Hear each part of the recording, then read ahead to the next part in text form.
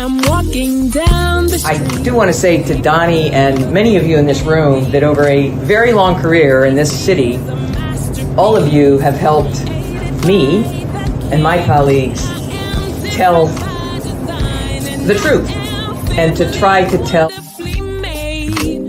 I may not look like you and you me, but my head up. I'm from South Carolina, so I just... What does this event mean to you, Miss Peggy Moss? Oh, my heart, Happy 20th anniversary. my heart is about loving up on my sisters. Do you know what it feels like to have your sisters in the room? John. And that'll be different and unique. I'm gonna be the best me I can be by letting His glory shine through. I am beautiful, I am blessed, but not just what you see in the flesh. I'm free from people, free from myself. The doctor lived next door to the janitor, to the reverend, and the lawyer. We were together. Now we get so high and mighty that you create stress for your society because you don't like poor black folks either. That's a health problem. Get yourself together so I can stop being taking care of geriatric people and get back to pediatrics. I thank you, Doni, for all you've done. Let's keep doing it all the more. Letting His glory shine through. That'll be you, that'll be me, that'll be different and unique. I'm gonna be the best me I can be by letting His glory shine through. And I dare you, I dare you, I dare you to be you. First name's Doni, last name's Glover, in it to win it for the long haul, baby. Part 2, Baltimore City Council President Nick J. Mosby. J is for James. We might be related. How are you, sir? First name Doni, second name Glover. I'm good today. How you doing, Doni? Mr. President, I remember your first campaign where you came through communities like Pennsylvania Avenue. I mean, what have you learned on the campaign trail since your first campaign? The first one that where I met and we lost. When I met you and we lost, that first one? We lost. Yeah. I don't know. I remember running into you. I think we were on Cumberland Street. At the time, I think I was like maybe 26 years old, 25. And, we were just going to the community, knocking on every single door, speaking to any and everybody that we could speak to kind of spread the word of like what I ultimately wanted to do and jumping into this thing called politics. I raised like $8,000. 800 of it came from my mother. She gave me money from her tax return. And, I learned a lot. I tell you one thing, when I went back, I was an electrical engineer. And, when I had to put my full-time job back on and kind of really get back focused on work, I couldn't because I just couldn't stop thinking about all the work I wanted to do for my community. So it just like created this burning desire and passion for me to really give back. And that's when I was able to, partake in a couple different boards and ran for my community association president. And, it took off from there. So you talk about community association. My mother had three rules. Number 1, at 18, you're leaving. Number 2, don't bring no babies in here in the meantime. And number 3, own your own house. How important is home ownership to you? Oh, it's critical.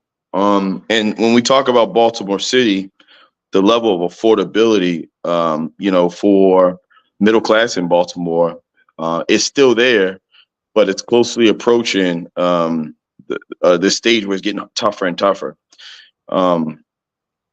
Many people in our communities are renting for $1,200, $1,300, $1,400, $1,500 a month, where they could literally be owning a home for $900, $1,000, $1,100, $1,200 a month.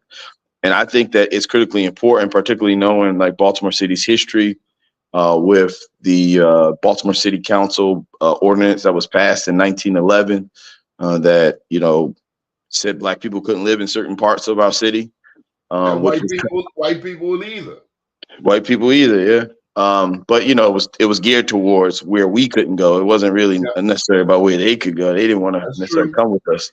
And you know, that ultimately set up from 1936. You know, the map that um, the federal government released, which was like the red line map, which all bank institutions kind of utilize. I think an interesting stat is between 1934 and 1968, the Housing Act. Only 2% of all of the mortgages given out by private institutions and banks were given to Black folks. 2%. 2%. So basically, for that 34 years, we were completely barred from buying a home the conventional way.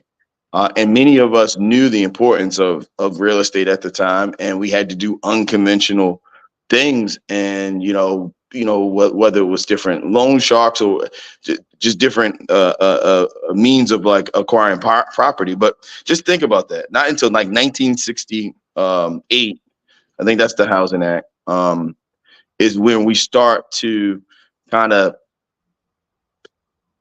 this holistic or collective enterprise view of us being able to purchase homes the conventional way. And then we look at, again, the high interest rates. We already look at the disproportionate amount of disinvestment in our communities. We kind of couple all of those things into it. And that now we're faced with something. And, I think that Baltimore City is the last city in America where Black folks with traditionally and historically Black communities still have the ability of purchasing property and keeping like that cultural connectivity to the communities that we know. So it's not like a DC or Brooklyn or some of the other parts that we've seen a significant amount of gentrification. And I think that it's important for government to be very intentional in accepting responsibility, but very intentional in developing solutions around how do we ensure that that does not happen. I uplifted this thing called House Baltimore, where I wanted to use $641 million of the American Rescue Plan money to really go into North and to go into East and West Baltimore and provide opportunity for affordable home ownership for our legacy residents, our bus drivers, our paraprofessionals, the folks that live in our communities, but have been dealing with the crime, the grime, the blight for far too long, but knowing that they can own a piece of those areas, particularly as we see in like real estate really taking off in the city of Baltimore. Unfortunately, the administration pushed against that and ultimately passed their own dollar house program that did not come with the capital incentives for our folks to be able to fix up the homes the way that ARPA could have done so. And I'll say this last point. I've been talking about this a lot, and I'll continue to talk about it.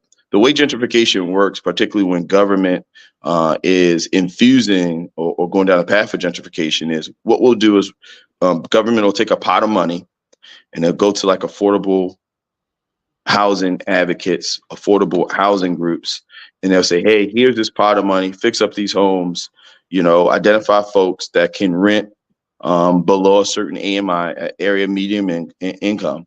And those folks get there and we start fixing up the homes, and it starts to stabilize those blocks. It starts to stabilize those communities. Well, when that happens, private money starts to come in. All the speculators, the folks that have been sitting on these vacants, they start to come in. They start to fix up their properties. And when they start to fix up their properties, the property value in the area does what? It increases. And when the property area and that value increases, now what's going to happen to the renters? Their rent starts to increase and they can't afford and they're displaced. So the idea is when government is assisting on going in and stabilizing communities, particularly on the backs of Black and brown folks from the stake of affordable rental units, there should be rent control. Because the reality is it was those individuals who lived through the crime, grime, and blight who ultimately helped to stabilize those areas that should be able to live in those areas for, the foreseeable future. And not be priced out from a rent perspective in 5, 10, 15 years. And again, we've seen this all across the country. And Baltimore is in a very unique position where we can ensure that it doesn't happen to our city. But it really takes like strong leadership and folks that are willing to kind of go against the grain and think outside of the box. And I think a lot of times we get these flashy new programs and initiatives, but we do not think about the unintended consequences. And when the unintended consequences is impactful to Black folks, we certainly don't think about it from a bureaucratical perspective. Do you think the Dollar House program was brought out simply because this is an election year? I mean, I can't say that. I don't want to talk to the motivation of the mayor or the administration. What I will say is this Dollar House program, and it's the Dollar House, and I voted against it, pales in comparison to the one that I pushed forward and that the council initiated, and we had access to $641 million. I mean, the one thing I tell folks all the time is, like, imagine if we took that 600 with anything. Like, if I give you $10, I give you $1 billion. You can decide to spend the money or you can decide to invest it, right? With that $641 million, imagine if have we gone to the philanthropic community, we've gone to private industry, but we tried to say, okay, we're going to take this $641 million and we're going to try to get it up to $1 billion, right? And we're all going to be around the strategic plan of going after and tackling vacants and doing it in a responsible way of growing our communities where we get provided affordable home ownership for the folks that have been living in these communities, for the folks that are dealing with the residual effects of racial redlining. Imagine it, just take for a second, imagine if we decided to do that. That is the type of out of the box strategic solution that I really wanted to do with the money, and we had the ability to do so. So, I'm more for that vein because, just saying like, hey, I can sell your house for $1, but not putting up any capital money to ensure that I'm able to renovate. Correct. So if you remember the Dollar House program, we're essentially giving folks $60,000. So say a house is valued at $200,000 for the fix up, right? And it's 1,100 or 1,200 square feet, which is a lot of homes in East and West Baltimore. That $200,000 in renovation, now you get the $60,000. You only have an amortized mortgage of $140,000. That's cheaper than most folks rent throughout the city, particularly in a time when interest rates were so low, right? It only made sense for us to aggressively go after it this way. And, it's a lot of times we get once in a lifetime opportunities. And I really think that this was a once in a lifetime opportunity to create generational change Baltimore is the last city where, again, from a Black perspective, Black folks can plant their flag of equity, of ownership, in a way that you can't do it in any other great American city. And, I think we missed a huge opportunity for really pouring in communities that, again, have been disproportionately disinvested in by the federal government, by the state, by the city. And coming out of COVID was a unique opportunity to kind of correct some of the wrong in the past. So we also had a repair bill. So, I always said the biggest travesty when we talk about economics and we specifically talk about the racial wealth gap is, you got a house in Emerson Village versus maybe a house in Valley Forge that was built at the same exact time with the same material, with the same design, by the same contractors. Everything's the same. And you look at the way that property has assessed in comparison to the property in Emerson Village. And again, when we're talking about disproportionate amount of disinvestment, when we talk about the residual effects of policies that are just steeped in racism, that's why you see that. So a property, in Emerson Village might be, $120,000, where the other property is now worth $400,000 or $500,000. That is real money that fits into this racial wealth gap. That's real money that provides folks the ability to provide upward mobility for their young folks to go to college, or additional money to invest in additional real estate. But all of that has been taken away because government has intentionally not invested in Black areas. And, we have to do as much as possible to kind of peel that onion back and try to develop the solutions and the programs to kind of erase some of the wrong from the past. Yesterday, we talked about your high school days where you learned that X equals negative B plus or minus the square root of B squared minus 4AC all over 2A. I told you I had to go to summer school to memorize that formula. Yeah. How important is education to us today? Oh, it's critical. When we talk about public safety, education really sits at the foundation.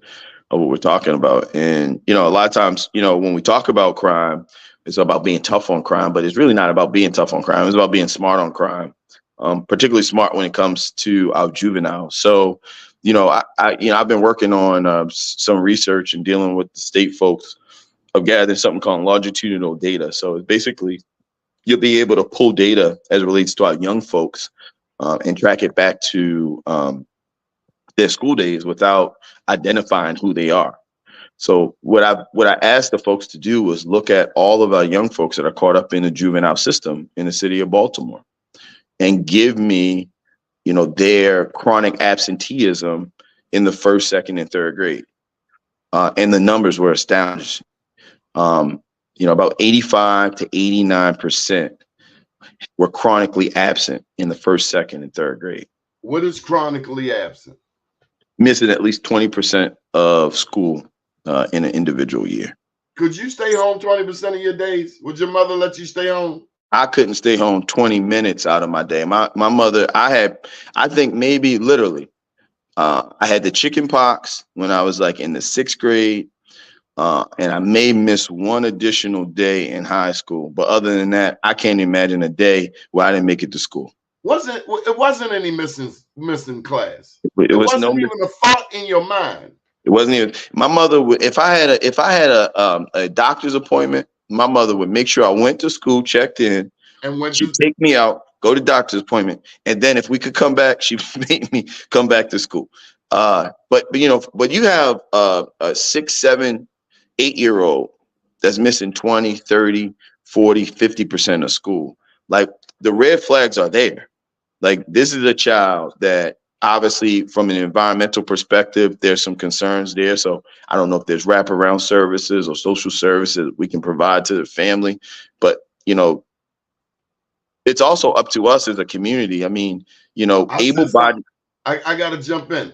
Friday, I saw these 2 young ladies, 13, middle of the day. I said, hey, because I'm that guy. Yeah. Hey, there's no school today? Yeah. Are we taking off today? Yeah. Yeah. I didn't know what to say, bro. I mean, because we also understand and know that when our kids get so far behind in the 1st, 2nd, 3rd grade, it makes it that much more difficult to catch up. And, you know, particularly for our young men, when they get behind, a lot of times what we start to see is behavioral issues and behavioral problems. So again, you know, the question was, you know, education is foundation to everything, particularly as it relates to public safety. I think coming out of COVID, there was a huge miss of our urban educational institutions. And I'll say for 2 reasons. One, you know, coming out of COVID, there was so much learning lost during that time. It was ridiculous to say Nick was in the 9th grade before COVID. Now he's coming back and he's going to be in 11th grade because of virtual learning. Like, that was ridiculous, right? The reality is what we should have done statewide, and what I called for and asked for is for all kids to be retested. And if Nicholas tests on the 8th grade, I should be focused on my education associated with the 8th grade. Don't just elevate me from 9th to 11th because I've been out of school in this virtual environment for a year and a half. I mean, and we know through real data that Black and brown kids, from a learning loss perspective, was significantly higher than our counterparts. And the reason why is just access to resources. You know, whether it's folks that were in private school and the way that they had private school set up, whether it's folks that was able to do their own tutoring or training because they weren't essential workers, you know, working 40 hours a week, 80 hours a week. And you notice, because at Poly, to miss one day. Oh, yeah. You felt like you were behind. I felt like I was behind a whole week. Because now you got to go, you got to catch up with these assignments, because everything is built on what was done yesterday. We know that one day, 20 days missing from the A course, you're going to fail, son. You're done. Unless you're some genius. You're some genius, or your parents are at home being able to teach you. Yeah. So we missed a huge opportunity by not retesting all of our young folks, and then bringing them back to where they were and letting them start right where they were. Right. We should have given the opportunity, particularly for high school students, to have one additional year in high school. But the second point I would say is, we gotta teach to our kids. So if I have a child and this is what held me back, I know, in middle school, but if I have a child that is on a certain level, say we're in the 5th grade, but I'm in a 4th grade reading level, I shouldn't be in a 5th grade reading class. I should be with other folks that maybe my age, maybe not, that are on a 4th grade reading level, because it's more efficient for the teacher and it's definitely more efficient for the student. This idea that we have like grade-based teaching and learning is a thing of the past, and we have to become more efficient, more sound, more innovative as it relates to what we're doing and pouring into our young folks. And, I think what we learned coming out of COVID, again, is from a virtual learning perspective, there are ways and opportunities for us to do that. That's going to benefit Doni, that's going to benefit Nick, to meet us where we are when we're in class. So I would say, a couple things about just being smart on education and ensuring that we're really providing the opportunities for our young folks to live out their full potential is us being smart on education and smart on crime. And that's the foundation of what we need to do. If we're able to bring up this next generation and, through the blueprint in Kerwin, we put a lot of money, particularly in early childhood education, and we've seen significant gains in the city of Baltimore. We're actually outpacing the state. But if we keep that up, particularly with those cohorts and those classes, the idea is in 12 years, at the end of this rainbow of public education, we'll be putting folks in position to go to college or position to take on the jobs of tomorrow of the city of Baltimore. That should be our aim. That should be our sole focus and goal. And I think that's how you sustainably drive down crime. You spent some time in Annapolis. Yeah. In 1973,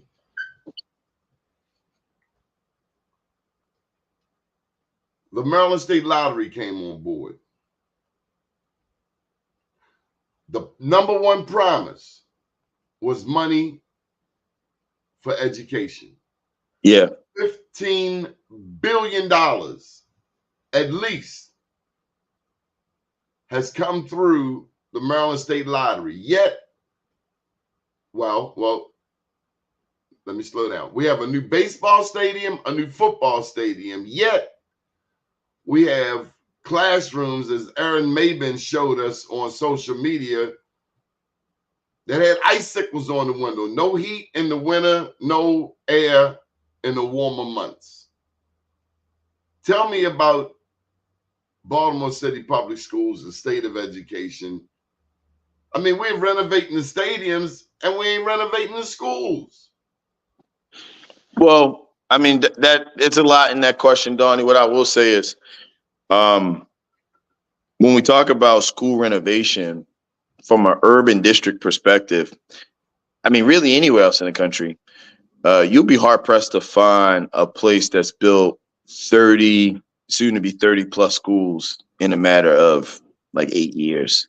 And Baltimore City has done that through, if you remember that bottle tax and through all the work that folks did in Annapolis to kind of pour money because of the level of disinvestment to this really aging infrastructure. Now, 30 plus schools doesn't change the entire footprint or portfolio of the school system. However, it is a really aggressive plan. I think over $2 billion. And now we're going to have Emerson that's going to be completely redone, City, Poly, and one other school. Can't think of the name right now. So, when we talk about, all of the investment that we put into the schools, it's been a significant push forward. Now it hasn't corrected all the issues. It's not going to correct all the issues, but there has been a tremendous amount of work there. When you talk about the lottery, and the thing that I learned in Annapolis is a thing called supplement versus supplanting of funding, right? And so a lot of times we come up with these great ideas. We say, oh, well, it's going to go towards this. But if you're putting the money towards that area like education, and then taking the general funds that were going to fund that and moving them over to do other things, you really haven't changed it. So it's really about developing ways of, we don't want to supplant, we want to supplement, right? So what we did from a Kerwin perspective, the blueprint, we decided to come up with something because of the lottery called the lockbox, meaning all the money that is intended to go towards the blueprint for education goes into this one fund that can't be touched for anything else. And the law says all the existing funding must maintain at the same level, so it doesn't supplant it. That did not happen with the lottery. Now we got this we're getting this reinvestment money because of the recreational cannabis law change that leaders of a beautiful struggle fought for. And when they brought it to me, what we did on the city level is we created a reparations commission that's going to take in the money and ultimately distribute the money based off of state law. But the second thing we did was develop our own lockbox here in the city of Baltimore. So in November, voters are going to be able to go out and vote for this reparations fund that's going to be locked for all the money that comes in from this Reinvestment Act from the state, or any future reparation type of money from the federal, state, or city government goes into that lockbox, and it will not be supplanted by existing services that's in the general fund. So that's the way you get around supplanting money when it's intended. So when people come with great ideas, just again, understanding policy, say, okay, I know you said that this is going towards, say, rec and parks to build new rec centers. Let's lock this money off to know that all this money is going towards what you told me is going to, but that shouldn't affect the money that has already been there year after year after year. And that's what we did not do with the lottery. Now, I got to take you to task on this. I understand the $31 million. Martin O'Malley will never let us forget all of the money for the 21st century schools. But that was SRB. I thought he was governor. Oh, you're right.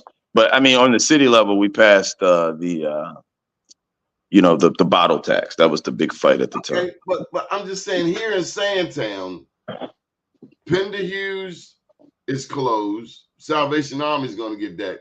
George Kelson, which got a new library during Freddie Gray, that's closed. All we're left with is this Sandtown Winchester Academy, which, by the way, used to be named George Kelson. So we lost 2 elementary schools. I know over where, you rest your head, they have the Dorothy Height. Yeah. But I'm not even sure the kids get to use Dorothy Height. Remember back in the day, John Eager Howard was like, those were the baddest players in West Baltimore. They practiced there. But are the schools as much a part of the community as they were when we were growing up? It's almost like, they don't let the little rough kids from White Lock come to Dorothy Height. Nah, I hope it's not like that. I mean, I think that there's been this battle in recent years between the school system and recs and parks. So a lot of the gyms that we looked at as rec centers weren't really rec centers. They had kind of like MOUs with the school system, and we've gone through, and it's really been case by case. And since there's so much control of the school and autonomy to the principal, it's really working with the principal and working with the community to kind of keep things at bay. The problem of so many schools shutting down, Doni, throughout the city is just population. So, as Baltimore, Antonio said, and I hated him for saying that. It's the truth, though. I mean, as soon as we get the money, now you're saying it's not enough of us. But when I look at the news, these are exactly the places where kids are getting killed. I mean, just the theory of numbers. Like, so when we look at like our population, we were close to 1 million folks in the city. Now we're a little under 600,000. I don't know where the number is going to be. And as population has declined, so has the attendance and population of our school. And it's significantly.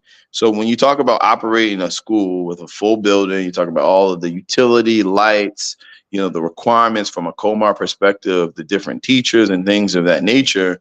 The reality and the theory is, and it makes sense just based off numbers, when you combine and co-locate, you'll be able to put out a better product, and it's more effective, more efficient, more money goes directly in the classroom into the student, as opposed to operating buildings that are, say, 30 or 35 or 40% vacant.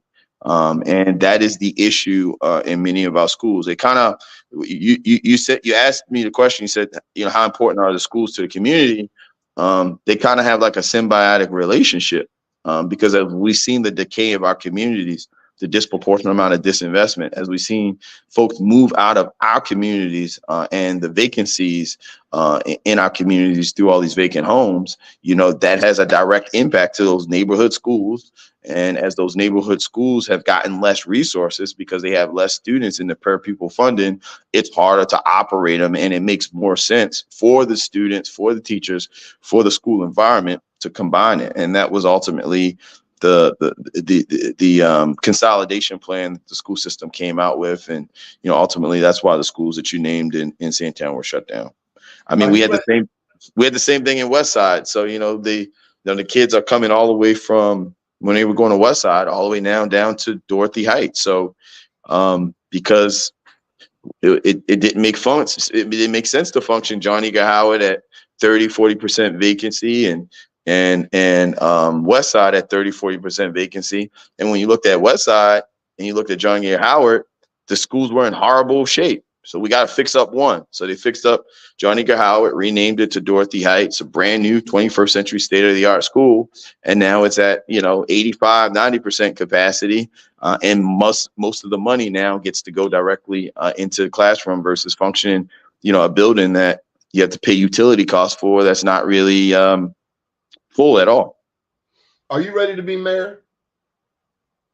I'm ready to do what the city wants me to do. I'm running for city council president. I absolutely love my job. I know that there's so much work that needs to happen from a legislative perspective. I tell people all the time, when I went to Annapolis, I really learned how a legislative body should interact and work, particularly as it relates to from a policy perspective. And I think I say that because the last city council president, when that question was posed to him, said, I don't want to be mayor. I want to go back and become city council president. Yeah. And we have never heard that in the history of blackness. So I was just qualifying to make sure that you are here for an upwardly bound trajectory. Well, what I would say is there's a lot of work that needs to take place on the council. I really talked about professionalizing the council in a way that we have been seeing it, us developing substantive legislation, kind of like the House Baltimore Dollar House package that we put together and we worked really hard to get to. I think, but there's structural things like when it comes to the Board of Estimates, ensuring that, that there's a Board of Estimates that's functioning to the best interest and through best practices. And that's not with the mayor having 3 seats out of 5. That's with having a balanced board. So I think there's a lot of things that has to take place like that from a legislative perspective. And I think that, I don't want to pat myself on the back, but I think I'm the person in the best position in city government to lead a legislative body, in a way that is critical for the future of Baltimore. And that's why I'm running for re-election for city council president. And, when I'm successful, those are the things that I'm going to do. When Brandon Scott became mayor, one of the first contracts he signed was roughly $43 million. And it was for the law firm, and anyone can correct me if they think I'm wrong, that Jim Shade was a member of, Venable. One of the first contracts he signed as mayor. Venable went on to negotiate the Baltimore Gas and Electric takeover of the utilities, the underground utilities. What'd you think of that whole BG&E thing where the white women were on television getting locked up for defending their homes and they didn't want the mechanisms on the front of their houses? They felt as though they were dangerous. So the conduit issue and that issue, 2 separate things, but kind of still symbolically connected. Obviously folks know that I stood up, aggressively against the administration about their stance on the conduit issue. This kind of takes me back because when I was on the council before and I was running for mayor, I brought this issue up that PG&E aggressively wanted to buy our conduit system. Then, unfortunately for folks that are interested in moving down that direction, I probably have the most experience of doing it. I used to do interduct design and conduit design for a very large corporation that was putting fiber throughout the state of Maryland, and it was literally my team that did the design. All the engineering assistants worked under me, and so I had a lot of experience in that space, and I knew the value of it.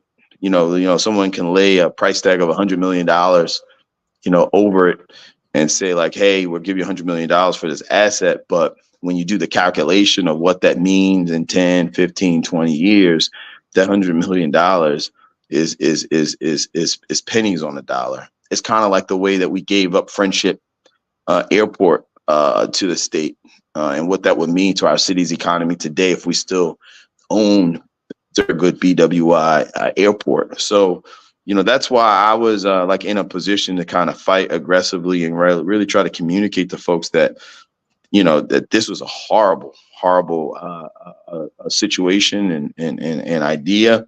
And, unfortunately, the administration won out. I think that, again, going back to what I just said before, the Board of Estimates, doing a reconfiguration of the Board of Estimates is so important to good governance in the city of Baltimore. Are you pleased with your advocacy for minority business enterprises, Mr. Deese here alludes? I think so. I mean, I think if, I tell folks to try to always tune into the Board of Estimates. I think Wednesday mornings, not every Wednesday, it's typically every other. But when you look at, I would say a couple different things. When you look at the contracts that we've forced the administration to withdraw, when you look at the level of dialogue and discourse, when we get them deferred and we really put things out plainly, and then when you look at the changing of the product that comes to us. So if you look at the beginning of my term as city council president and the types of things that they would send over to us, with minority goals waived, with individuals with track records of not living up to the minority goals that were set to be accomplished, just the way that our agencies functioned. When we look at the stuff that then all the work that we had to do week by week by week to now where we are today, it has completely changed. Obviously that's something that you can't quantify or provide like qualitative data.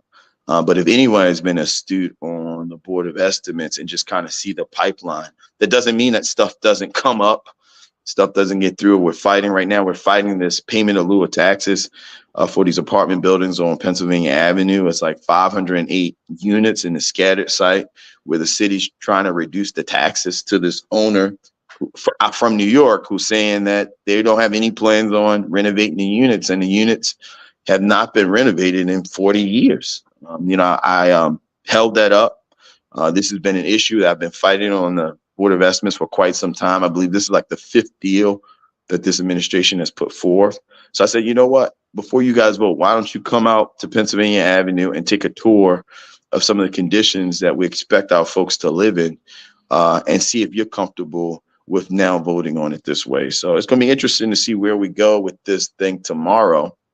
Again, I get 1 out of 5 votes. The mayor gets 3 out of 5 votes.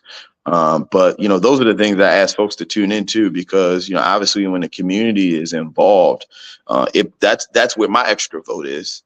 It's not just me sitting there, kind of, communicating the concerns, but that is a horrible, horrible deal. There's no reason that the city should be involved in it. And it's my hope that the administration does it the right way. How would you gauge the state of Baltimore? Baltimore is a very, very interesting place. On paper, you see the water to our east, mountains to our west. You see us, 45-minute drive from the nation's capital, 3 hours from the Big Apple. When you talk about culture, we have it. When we talk about history, we certainly have it. When we talk about medical institutions, kind of key assets, universities, we have all of that. There's 4 international airports within 100 miles. We couldn't be positioned better on the East Coast.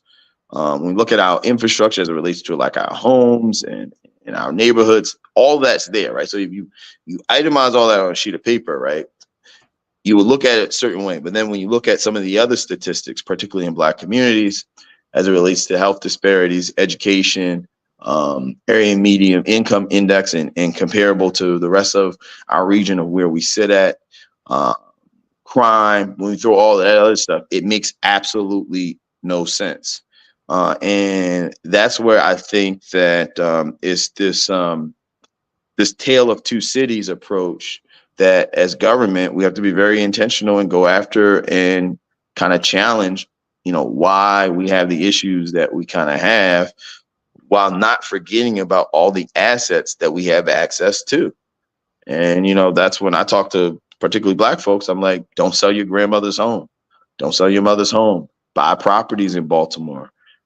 Because if we don't, other folks that aren't even from the state of Maryland, sometimes aren't even from this country, because they understand and know all the valuable stuff that I'm talking about. I mean, listen, but in the next couple years, between what's currently just finished last year versus what's underway being constructed versus what's being designed in the central business district alone of downtown, not even including the Dave Bramble Harbor Place, $7 billion. It's about $7 billion in development going on. Just by happenstance, Baltimore is going to continue to grow. Our economy is going to continue to grow. And either we decide to be at the table and be part of it, or we sit back and watch it happen. And I think it's my job as government to do, one, is educate our folks about it, but also two, try to develop intentional policies to ensure that the folks that have been living with the crime, the grime, and the blight for far too long because their communities were disproportionately disinvested in have a chance to have a seat at the table. How has it been being a government official, an elected official, and watching this transition from pre-Freddie Gray, zero tolerance, lock them up, throw away the key, gun trace task force, to this 2024 Baltimore? What's changed?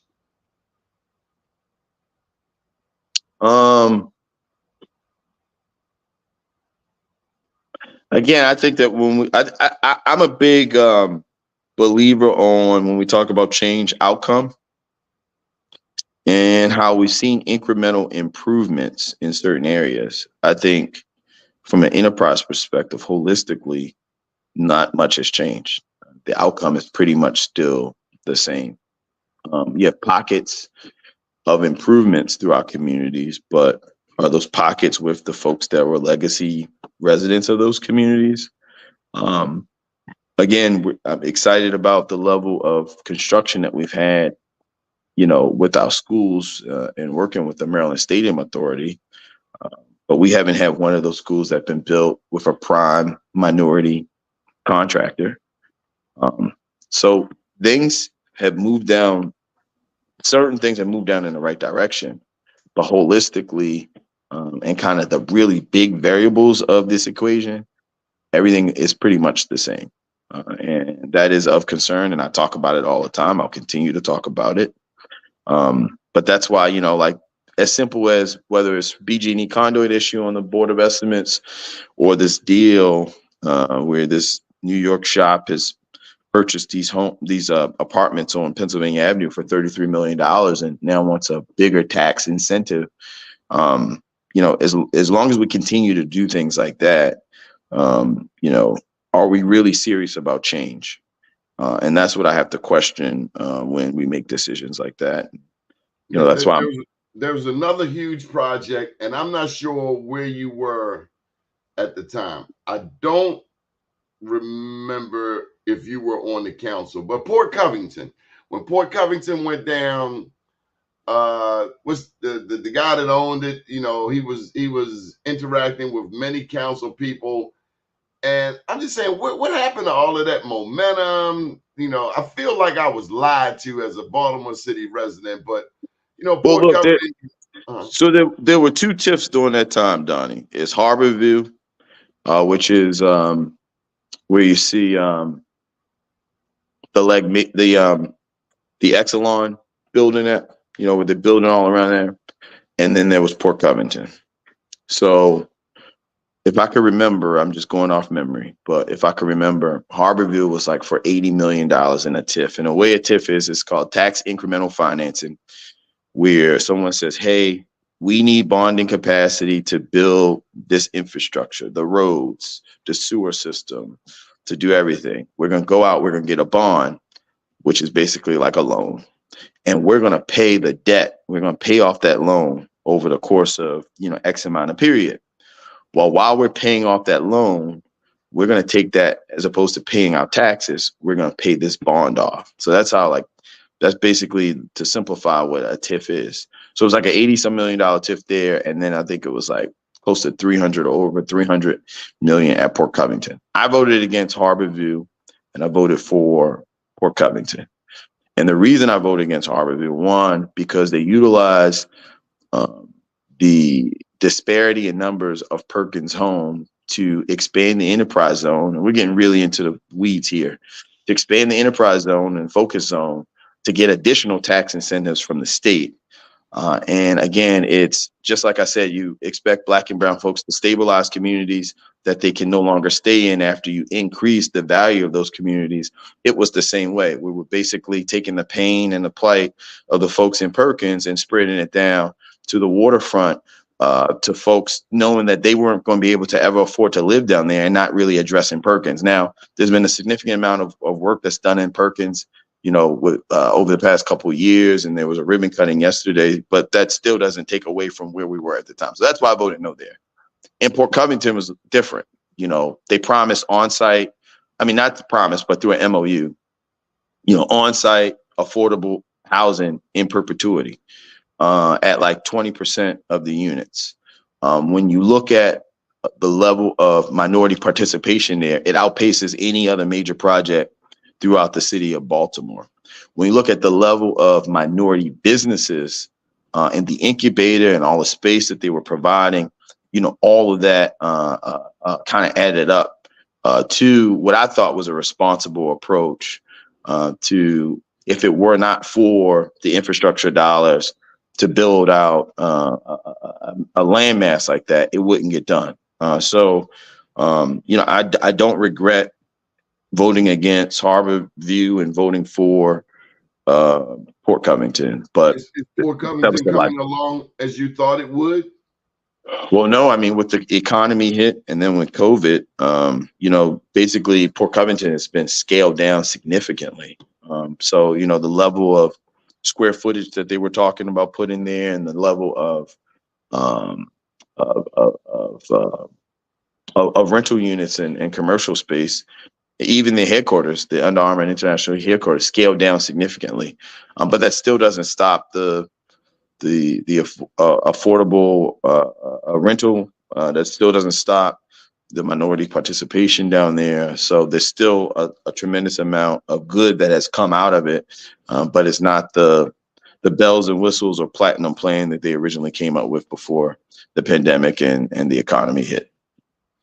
I'm glad we have a person like you there at City Hall who can think.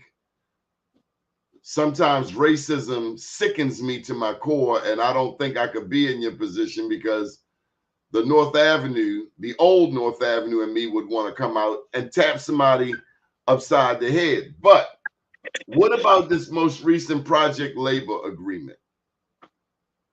So, you know, that's a big controversy in my race. That is, I tell folks all the time, you know, this election is about comparing and contrasting, you know, my record, my experience versus my opponent's record and their experience. And I think if you combine theirs and compared it to mine, their records and experience certainly pales in comparison to what I've been able to deliver and perform for the city. But They are also have different ideological views about our city. So this project labor agreement basically ensures that money that job projects that are publicly financed, where there's public dollars in it, has to have like a project labor agreement ultimately with the unions. And it requires that shops that work on these jobs are union shops. Now, yesterday on a radio show, we had a discussion with my opponents, and I asked them to just name me 5 union shops in the city of Baltimore that are minority owned. And they can't. You know why they can't? Because there aren't any. The reality is when we're talking about any type of agreement from a procurement perspective, particularly with these large projects that are city funded, prioritization should be local hiring. We should be ensuring that the companies that we're getting involved have a track record of either developing apprenticeship programs, putting money in the apprenticeship programs to ensure that they're creating a pipeline for employees in the future. They have a track record of hiring and retaining residents of our city to kind of work these jobs. And they show a commitment to other maybe social things like ex-offender programs and things of the nature. They drum all of this up to say that you need a PLA to do that, but you don't. That's just the procurement policy and the procurement process that's in way. The only difference between what I'm suggesting and what they're suggesting is you have a third party that now you have all of these shops will have to pay into their pension funds and everything and the like. With the reality is none of their companies are Baltimore based. None of them, when you look at their roles, I would say it would be hard pressed to see 5% of the employees living in the city of Baltimore. 5% might be a stretch. And what you do is you're going to lock in seeing trucks from West Virginia, Carroll County, Harford County, driving in Baltimore, working these jobs every single day. Like, it makes absolutely no sense if local hiring is a priority of yours and minority women, local businesses are a priority of yours. We don't need to do it through a project labor agreement. You do it through the procurement process. Any final thoughts, Mr. President? The only thing I'd say to folks is it's a critical election. This is not about flashy ads or rhetoric or platitudes. This is literally about, this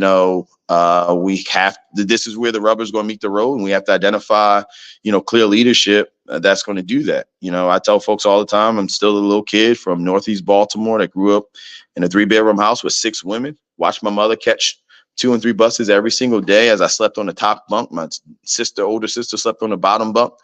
So I was like 14 years old. My mother went to work every single day in Social Security to put food on our table and provide for me this amazing opportunity. Being the first person in my family to graduate from college, coming back to the city. I tell folks I've seen the worst of the city, but I've also seen the best of the city. I'm thankful for the opportunity to serve as your city council.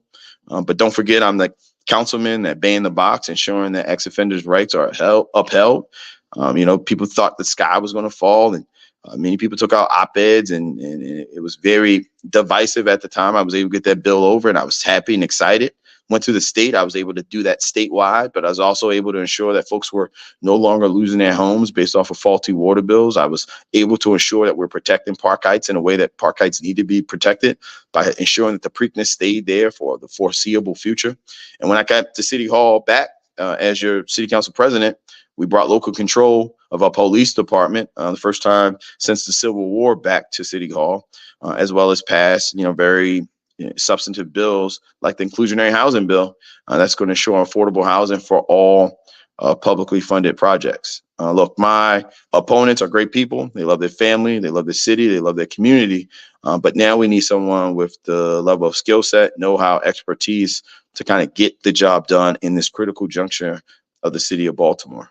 There's been no secret that over the past couple of years, there's been a tremendous amount of personal challenges and adversity in my life. What I will say is every single day I've shown up, I've done my job. Again, when you compare my experience to my opponents, it's just simply not comparable. So Baltimore, I absolutely love you. I'm for Baltimore. I'm the only candidate in this race from Baltimore. I've called Baltimore my home my entire life. Absolutely love the city, and I ask that you allow me to continue to fight for you.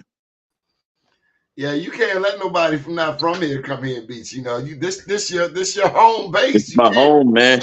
You got to keep that jab out there, sir. Hey, man, he getting all that money from Western Massachusetts. That's funding that campaign. So we'll see. I'm fighting. We'll continue to fight. We're proud of you. I'm proud of you, Donnie. Yes, Hey, sir. man. Hey, man. Before we go off, man, that intro, that's serious, man. I could watch that again. Dr. Michael Zolikoff says we don't love poor black people. When I think of you at North and Fulton years ago on that soapbox, and you shared yesterday why you went to North Avenue, we've not seen your opponents on West North Avenue, East North Avenue for that matter. I understand that one of them went to Penn North one time, I think during the last election cycle, but we know you're comfortable with North Avenue. The only thing that I would ask of you is that, can you give us one lane of traffic back? Can you make them people take North Avenue? We got one lane going west, going east, man. One lane. One lane. Hey, Well, Donnie. bike lane ain't no bikes. Donnie, this gonna get controversial, but that rapid bus lane plan was the former governor Larry Hogan's solution to sending $900 million back of red line money for the red line. So that was the whole rapid bus solution that Governor It's not Hogan came up rapid. with. It ain't rapid. No, it's not. We You need live it. right there. You oversee. How does it feel minus the traffic? How Well, does it feel looking out your door and seeing development at Murder Mall? oh, I mean, I lived through Murder Mall for quite some time. I purchased Yes, my you house back in did. 2004, and to have a black man from the community whose mother used to operate a business in Madison Park, do the development. I mean, it's stuff that we haven't seen in the city of Baltimore, but stuff that should become more normalized to us. So I'm excited for David Bramble and for the community and what that development is going to mean over the course of next He's couple your of years. neighbor. Yeah, he still lives in the heart of West Baltimore. That's beautiful. It For is. both It's a of good you. story Yes, for sir. all of us. For you Yes, too, sir. Donnie. Yes, sir. Thank you very much. We wish you the absolute best. And thank you for your support of BMoreNews.com. Thank you, brother. Yes, sir. Up to day, down tomorrow, do your day, and everything will follow. Nothing to it but to do it. I got to do it, regardless of how I feel. I am somebody. I am my brother's keeper. Good morning, world.